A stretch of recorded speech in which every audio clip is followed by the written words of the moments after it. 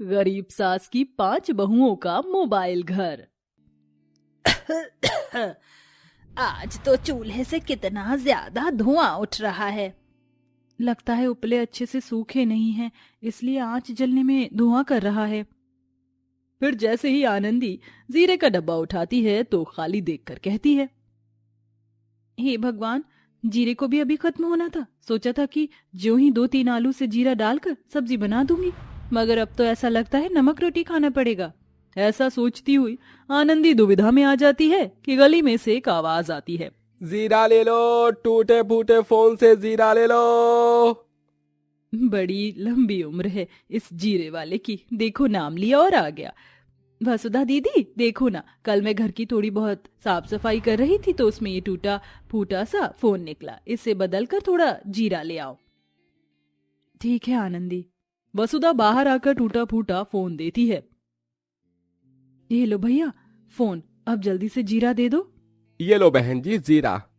बदले में जीरे वाला उसे पुड़िया भरकर जीरा देता है। जहां एक तरफ से वसुधा अपने गरीब घर में अंदर आती है तो वहीं पीछे से हाथों में मिठाई का डिब्बा लिए पड़ोस के बंगले में रहने वाली कामिनी आती है। उसे देखकर गरीब अंजना की सबसे छोटी बहू रेखा बड़बड़ाते हुए कहती है, पता नहीं हाँ जी कमीनी आंटी क्या दिखाने आई हैं। रेखा, तूने कुछ कहा क्या? नहीं तो कमीनी आंटी, मेरा मतलब कामिनी आंटी जी। अरे आंटी जी आइए ना, आज हम गरीबों के घर कैसे आना हुआ। ये ले अंजना, मुंह मीठा कर। तुझे तो पता है कि मेरे बेटे की खुद की एप्पल कंपनी है। कल ही उसने एप्पल का फिर एक नया फोन लॉन्च किया है और पहला फोन मुझे गिफ्ट किया है। अच्छा है ना?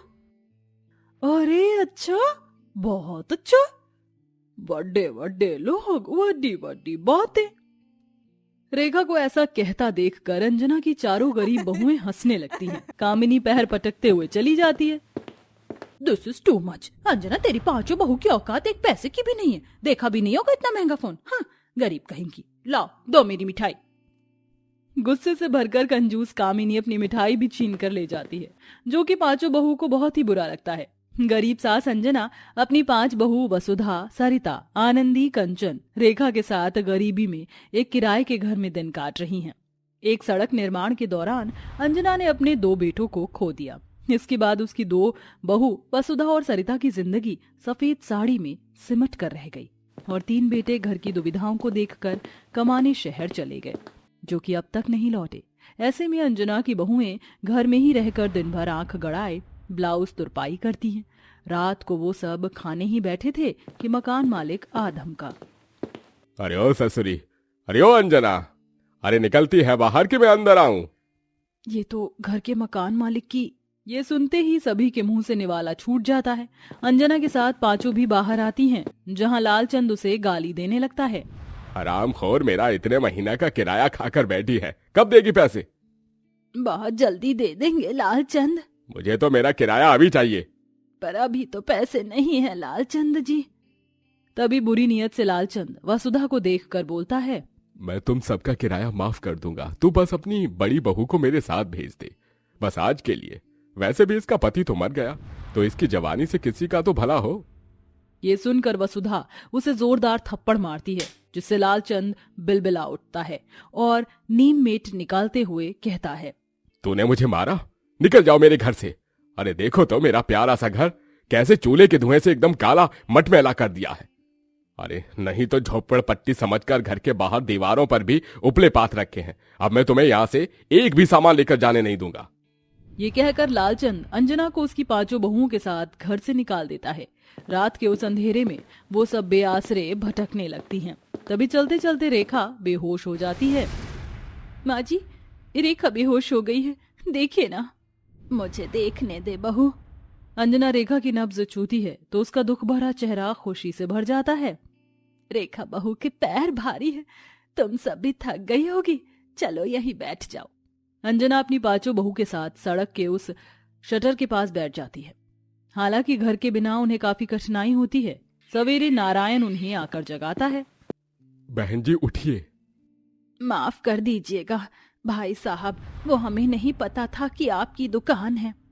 उन सब का मुरझाया मुख देखकर नारायण दया जताते हुए कहता है, आपका घर कहाँ है? तभी डबडबाई आंखों से बूढ़ी अंजना असहाय मन से बोली, घर तो है नहीं भाई साहब, बस किसी तरह सालों से किराए पर भटक रहे थे। किराया नहीं दे पाए तो मालिक ने निकाल दिया घर से।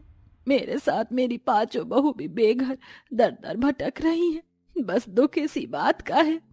तभी नारायण दुकान खोलता है जो कि कबाड़ फोन की होती है। इतनी सारी फोन, इसका क्या होता है? बस बेटी, सालों पहले कबाड़ी का काम शुरू किया था। आज इसी से रोटी रोजी तो चल रही है। घर बार भी फर्स्ट क्लास का बना लिया। ये सुनकर आनंदी और कंचन के दिमाग में अपना घर बनाने का सूझता है। काका, क्या आप हमें काम देंगे? देखो बेटी, मैं तुम 5 को तो नहीं, 2-3 को अपने यहाँ काम पर रख सकता हूँ। बाकी थोड़ी दूर पर ही इन कबाड़ फोन की बड़ी फैक्ट्री है, वहां तुम्हें काम मिल जाएगा। अब अंजना की 5 बहुएं काम करने लगती हैं और कचरा दान की जगह को साफ करके वहां तिरपाल डालकर रहने लगती हैं। जहां वसुधा सरिता फोन की बड़ी फैक्ट्री में काम करती, तो वहीं बाकी की 3 नारायण की कबाड़ी की दुकान में दिन भर फोन की छटाई करती। काका, इन डॉन का क्या करना है? बिटिया, ये फोन किसी भी काम का नहीं है। ये थोड़ी बहुत चल जाते हैं तो दुकानदार इसकी बॉडी चेंज करके इसे बेचते हैं। काका, क्या ये सबसे खराब वाले फोन हम ले जाएं? हाँ, ले जाओ बेटी, अगर ये तुम्हारे काम का है। तीनों उन ढेर सारे फोन को बोरी में भरकर ले आती हैं, जिसे देख सरिता ने कहा, अरे कंचन दीदी, आनंदी, तुम ये सारे फोन यहाँ क्यों लाई हो? ये पहले ही इस तिरपाल में हम सकेती में गुजारा कर रहे हैं। अगर इसमें भी तुम ये कबाड़ भर दोगी तो हम कहाँ सोएंगे? दीदी, कैसा हो अगर हम बड़ा घर बनाएं? हम ये फोन घर बनाने के लिए लाई हैं। फोन का घर? हाँ दीदी, फोन घर। हम इसी से अपना घर बनाएंगे, अपने सपनों का घर। बड़ा घर बनाने के लिए हमें और टूटे फूटे फोन इकट्ठा करना होगा। मैं भी तुम्हारी मदद करूंगी बहू। अब 5 उस गरीबी के दुखों में पूरे लगन मेहनत से कबाड़ खाने और फोन की फैक्ट्री में खुद को मेहनत में डाल देती हैं। तो वहीं सास अंजना भी सड़कों पर और कचरे में इधर उधर जहां फोन मिलता उसे जमा करती हैं। अब 5 बहू और सास फोन घर बनाना शुरू कर देती हैं, मगर 1-2 बार उनका फोन घर ढह जाता है, जिससे उन गरीब बहुओं की हिम्मत आधी हो जाती है। दीदी, कितनी मेहनत से हमने ये फोन घर बनाया, मगर दोनों बार ये ढह गया। हमारी सारी मेहनत मिट्टी हो गई। हमें बस थोड़ी और मेहनत की जरूरत है। इस बार हमें दिमाग लगाकर घर बनाना होगा। इस बार हम सीधे फोन से घर ना बनाकर अंदर पन्नी और लकड़ी का फर्रा लगाते हैं। इस बार 5 गरीब बहुएं कचरे से पन्नी और इधर उधर से लकड़ी बीन कर नींव बनाते हैं और बहुत अच्छी तरह से फोन घर का आकार बनावट देती हैं, जो कि बनकर पूरा होने के बाद बहुत ही प्यारा दिखता है। उस पल छिन 5 की आंखों में आंसू थे। देखो दीदी, देखिए माँ जी, हम गरीब सास बहुओं की मेहनत सफल हो गई। हाँ, अब हमारे पास हमारा अपना घर है। मैं बहुत ही खुशनसीब हूँ जो मुझे बहू के रूप में तुम 5 मिली। मेरी बहुओं, ये फर्ज तो मेरे बेटों का था, पर निभाया तुम 5 ने। बहुएं घर की लक्ष्मी होती हैं, पर तुमने बहुत दुख उठाया। अपनी सास के सराहे जाने पर 5 की आंखें भर आती हैं। माँ जी, ये परिवार हमारा अपना है, चलिए अंदर चलते हैं। फिर 5 अपनी सास के साथ फोन घर के अंदर आती हैं, जो कि अंदर से बहुत ही अच्छे तरीके से बना था। उस रोज वह सुख भरी नींद सोते हैं और मेहनत से काम करती हैं। अब जो भी उन गरीब सास बहू का फोन घर देखता, वह उनकी खूब बड़ाई करता। और इस तरह अंजना और उसकी 5 बहू मुसीबत में एक सम्मति से हर हालातों को ठीक करके दिखाती हैं। इंसान चाहे तो मेहनत से क्या कुछ नहीं कर सकता है।